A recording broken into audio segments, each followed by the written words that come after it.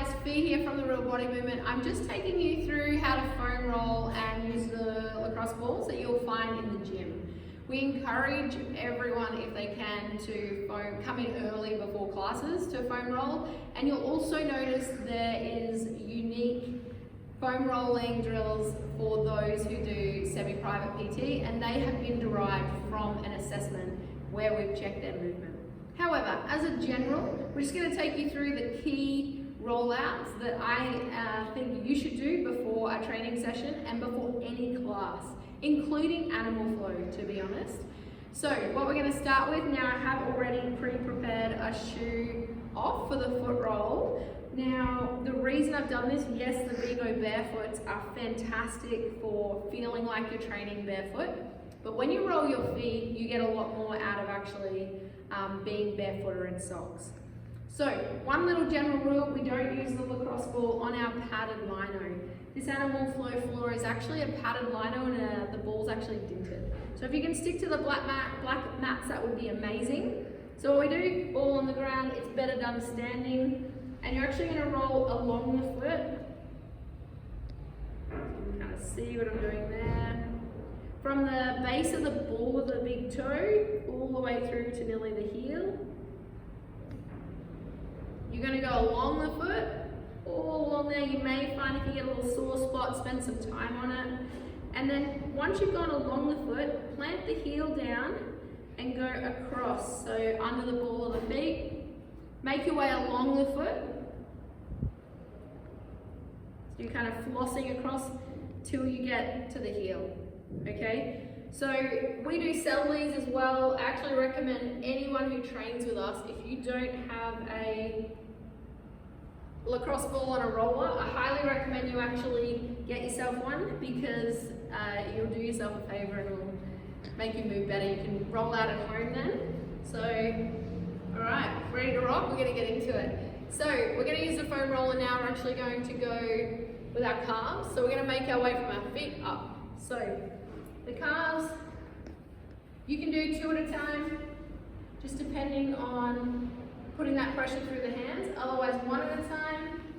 You're going to put your leg on the roller, use the other foot for some pressure to take the pressure off. And you only want to roll to a 7 out of 10, not past that for pain. You should be able to breathe through it and relax. 6 to 10 passes of the muscle. If you find a little sore spot, you can stack the legs and point and flex. But otherwise, you're only going to do 6 to 10 passes. Do both sides. Then you can make your way up, and while you're already sitting on your backside, you can do your glutes. So from there, we're going to sit on the roller, and we're just going to roll out all of our glutes. So through the middle, go pretty high, not quite to the lower back, and slightly to the side, but not dead side on. So you can go to about 45 degrees from the floor. Obviously, you would do both sides. You can also, you may see clients who are stacking, crossing the leg, that puts the muscle on stretch to roll it. But before a training session, this should be enough to loosen up that glute area if they're tight. From there, we're going to come over and do our quads. With the quads, it's kind of like a bit of a plank. So you're going to start just above the knees. You're on your forearms like you're doing a plank, so keep your core switched on. And from here, you're just going to walk your forearms, so from the top of your knees to the top of your thighs. So through the middle here.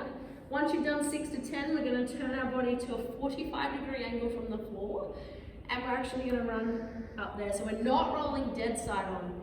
You won't change your IT band that runs up the side. It's you can pull 2 Mack trucks on either end of a piece of IT band and you won't break it. So 45 degrees, we're going to hit the muscle that lays under that IT band, or ITB, and get right up into your TFL, so up into that front of that hip there. You can spend some time there and make your way back down just to above the knee. Notice I'm probably getting a little bit of inner thigh here, but general rule. And then you would do the other side, so you would tilt to 45 degrees on the other side to do quads through the center and off to the side TFL. From there, you may see people do their adductors, which is laying on your tummy, throw a leg over, 90 degrees at the hips, 90 degrees at the knee, rolling right up into that inner thigh. So people who have their knees collapsing a little bit in squats and lunges is a really good one. So it loosens up your adductors, so your inner thigh there. Then from there, we're going to come up and do our lats and external rotators. So from here, we're going to start in the back of the armpit. Our external rotators, we're in the back of the armpit and we roll forward, back, up and down. It's not a big movement. It's about an inch or two in that position. If you're comfortable to roll the lats and you are okay with this, you can then start to make your way down into the lats. This runs kind of just in front of the edge of the shoulder blade, and you're not quite going to end up rolling your rib cage, so don't go too far. We don't want to bruise your ribs. Right, that's the lats. From there, we're going to roll out our thoracic spine. Obviously, you do both sides. So, thoracic spine, put the roller at the base of the rib cage. If this is too intense rolling, don't do the roll and just do the extension that I'm going to show you next. If you're okay with the roll out, start at the base of your rib cage, hands behind your head and draw the elbows in. Your elbows need to hug your head so you expose the muscles between your shoulder blades. From there, lift the bottom up, keep the abs on a little bit, and we're just going to take a big breath in and breathe out as we roll up.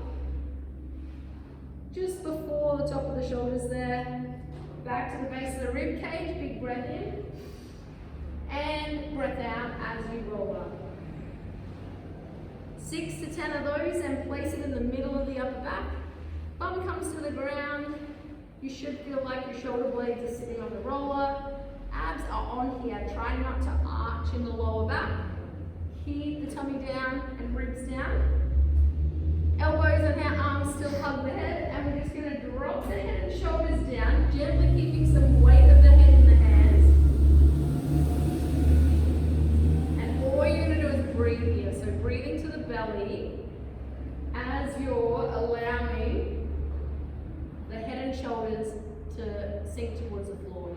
You should feel a stretch all through the side here and possibly across the rib cage. From there, the last one, there's plenty of other little ones you can do, but the last main one would be releasing out your pecs. You can do this a number of different ways.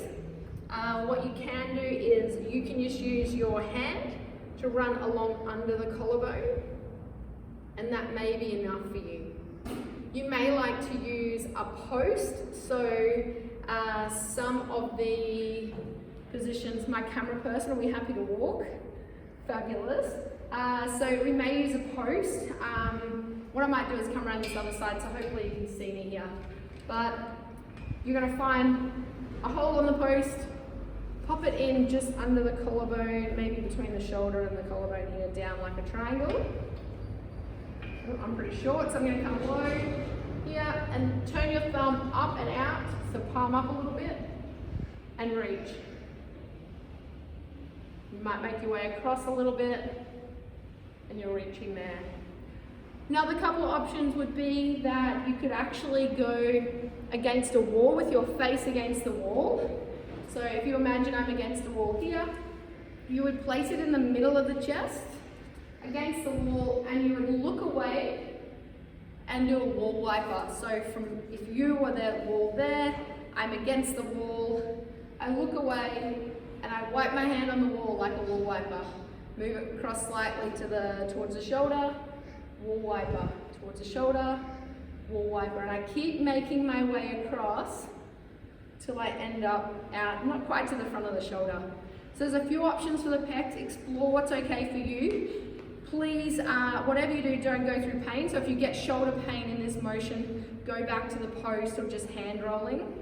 If you get any nerve pain, that is not a good thing. So if you're rolling the glutes and you feel pins and needles in the foot or any numbness, back off. It means you're sitting on a nerve, and that's not a good thing. So, but seriously, this stuff is amazing. It's going to help you move better and move more efficiently. It also helps you, so it helps you prepare for training, but it also helps you with recovery. So you can release out that lactic acid. It helps with the DOMS, the delayed onset muscle soreness that you may get after training.